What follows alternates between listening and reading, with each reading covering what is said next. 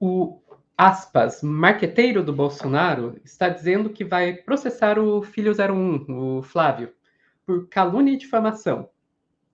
Tudo isso porque o Flávio chamou ele de golpista, mas não é o tipo de golpista que você está acostumado quando pensa no Flávio Bolsonaro. E, inclusive, conversei com meus advogados, estou entrando com um processo por difamação, calúnia, entendeu? E por danos morais.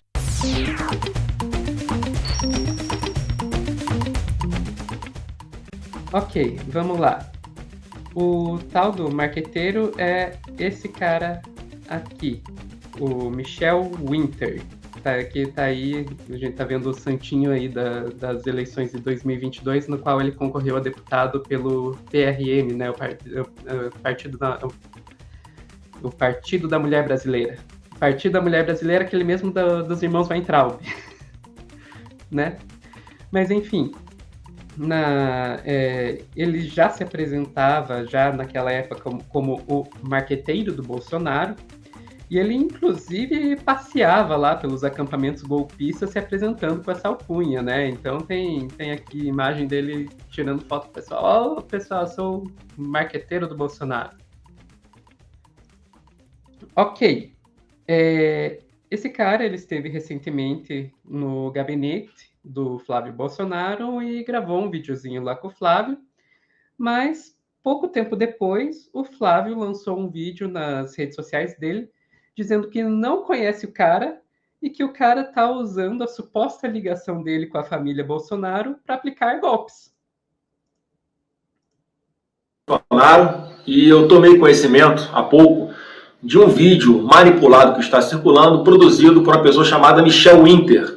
Ele me abordou junto com uma outra pessoa um dia desses lá no Congresso Nacional e chegou filmando como se fosse uma espécie de entrevista. Eu, por educação, fiz ali uma espécie de entrevista com ele, mas ele simplesmente pegou essas imagens, foi até o meu gabinete, fez filmagens de dentro do meu gabinete, dizendo que eu o recebi, que tivemos uma conversa longa, que ele é uma pessoa influente na família, que ele é o marqueteiro do Bolsonaro, que já trabalhou em campanhas do Bolsonaro. Gente, tudo mentira. Ele não tem nenhum vínculo de amizade, não tem os nossos telefones, ele não tem nenhuma espécie de relação conosco, e ele manipula essas imagens para dar a entender que tem uma proximidade com o Bolsonaro, usando o nome de Jair Bolsonaro, usando o meu nome. Então, esse vídeo aqui é para tornar público, caso ele esteja usando o meu nome ou de alguém da minha família para lhe pedir alguma coisa, para lhe pedir dinheiro, ou para falar em nome de Bolsonaro, que eu já vi vídeos também dele dizendo que o presidente Bolsonaro me mandou aqui para fazer isso, para falar aquilo, é tudo mentira. Então, fiquem alerta, fiquem espertos para não serem vítimas de um golpe desse senhor Michel Winter e qualquer pessoa que esteja próxima dele. Então, o Flávio vai lá dizendo que não conheço, não tenho a mínima ideia quem é. Tem umas coisas meio estranhas, como é que ele entrou no gabinete sem o Flávio estar lá para fazer gravações, enfim. Pode continuar. Tá, que eu fiquei olhando o que o Alvo está mostrando. Beleza. Mas enfim. É a Ana dormiu. Continua. Continua. Mas enfim. Daí a coluna lá do Paulo Capelli foi atrás do tal Michel e entrevistou ele. E, gente, a conversa é sensacional. Primeira coisa, o tal do Michel Winter, de fato, nunca foi contratado pela família Bolsonaro para ser o marqueteiro deles, né? Mas ele explica que, ó, eu nunca fui contratado, mas isso não quer dizer que eu não fiz campanha para o Bolsonaro. Ok. Daí ele, na cabeça dele, isso já justificava poder se chamar de marqueteiro do Bolsonaro. E daí, quando vem essa história dessa mensagem que o Flávio fez aí, que a gente acabou de ver, olha a explicação dele de por que o Flávio disse que não o conhecia. Né, cara, preocupado, por que que o Flávio Bolsonaro, o senador, não me ligou, não entrou em contato, já que ele falou nas redes sociais, lá nesse vídeo, que ele não tem contato comigo, não me conhece, que a família não me conhece, que eu não tenho o número dele, ele não tem meu número.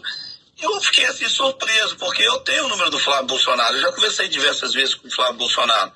Agora, não entendi o porquê dele fazer isso e afirmar que eu estou dando golpe com o nome da família Bolsonaro. O motivo, talvez, eu acredito que o Flávio deva estar preocupado comigo, entendeu? Por essas situações aí que ocorreram de várias prisões de pessoas próximas à família. Por que o Flávio não disse que não me conhece? Vai ver, ele tá com medo que se ele disser que me conhece, eu serei preso. Basicamente é essa a interpretação dele. Mas essa conversa vai de 0 a 100 muito rápido, porque se num momento ele está dizendo que ele deve estar preocupado comigo, no momento seguinte ele está dizendo, ele me abandonou. O Roberto Jefferson Queiroz, o Daniel Silveira, o Tony de Paula, todos. Eu me coloco no rol de todos, porque uma pessoa que não tem a capacidade de pegar o telefone, me ligar e falar, ô Michel, o que está acontecendo?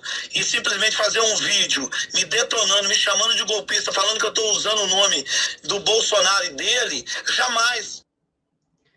E daí ele vai adiante e diz, vou processar o Flávio. Com meus advogados, estou entrando com processo por difamação, calúnia, entendeu? E por danos morais.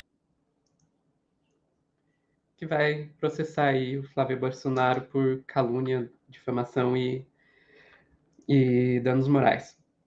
Cara, o que dá para tirar dessa história? Sinceramente, para mim é a dúvida, porque é uma situação que realmente fica difícil, porque tem muitas inconsistências aí, né? E eu diria, inclusive, inconsistência dos dois lados. Eu não consigo entender como que o cara poderia ter entrado e feito filmagens dentro do gabinete do Flávio sem o Flávio estar presente, como o Flávio afirmava, mas ao mesmo tempo você também vê o cara que se autodenomina marqueteiro do Bolsonaro, sendo que, de acordo aí com a apuração feita pelo pessoal do Metrópolis, ele de fato nunca foi marqueteiro do Bolsonaro. Então, sinceramente, eu fico, para mim, assim, tipo, esperar ser nos próximos capítulos. Duas coisas a respeito do Flávio Bolsonaro. É o filho mais discreto, não é verdade? Com o comportamento menos histriônico entre todos. Não briga com o pai e deixa o pai sem as redes, não é verdade? Não viaja e posta ensaio fotográfico ou sensual ou luxuoso com a esposa, né? Não faz essas coisas, são hábitos dos outros dois filhos do Bolsonaro, né? Me refiro aqui em primeiro lugar ao Carlos, em segundo lugar ao Eduardo. O Flávio também não apronta coisas como Jair Renan, tão básicas. Não vai aparecer em podcast de coach dizendo, e aí, jovens betas, eu os ensinarei hoje a serem alfas. Flávio não apronta dessas. E é por isso que eu tenho o Flávio como o mais competente e promissor filho de Jair Bolsonaro. O que não significa um elogio à sua moralidade, aos seus objetivos finais. Longe disso, né? Eu chamaria o Flávio, e tenho certeza que ele jamais acionaria ninguém para processar um canal tão pequeno, de esquerdalha, né? Desprezível, né? Jamais faria isso. Eu chamaria de bandido. E faria isso sem nenhum medo de cometer injustiça, até porque o Flávio, Sofia, ele pertence a esse espectro político partidário que traz para o debate público esse julgamento moral constante, de chamar o adversário de bandido, de chamar o adversário de ladrão, de falar que esse tem que ser preso e aquele tem que apanhar.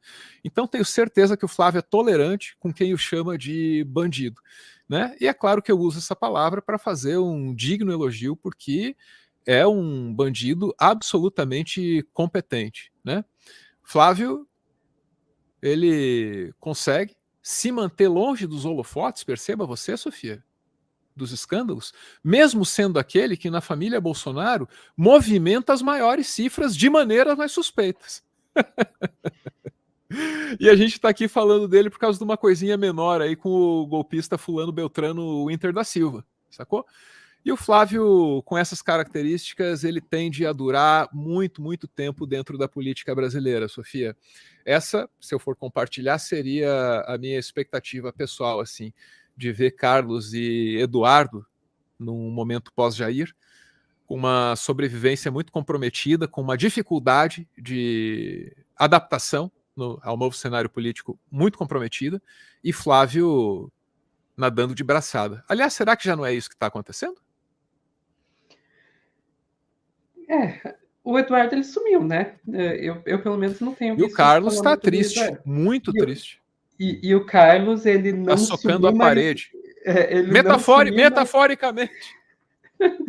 O Carlos, ele não sumiu, mas ele está aparecendo de uma maneira que, com certeza, ele não gostaria de aparecer. Eu acho que dá para dizer assim, né?